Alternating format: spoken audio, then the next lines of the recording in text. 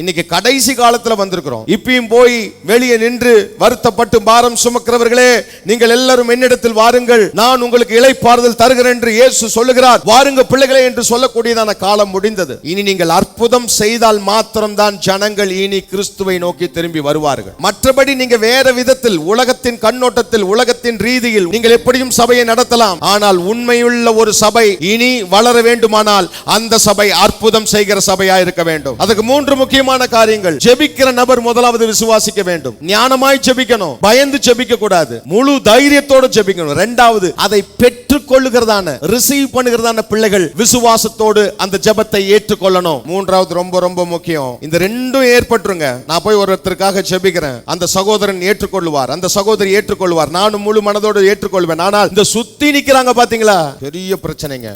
ஆமா, இவன் ஜெபித்துதான் இப்ப நடக்க போகுது.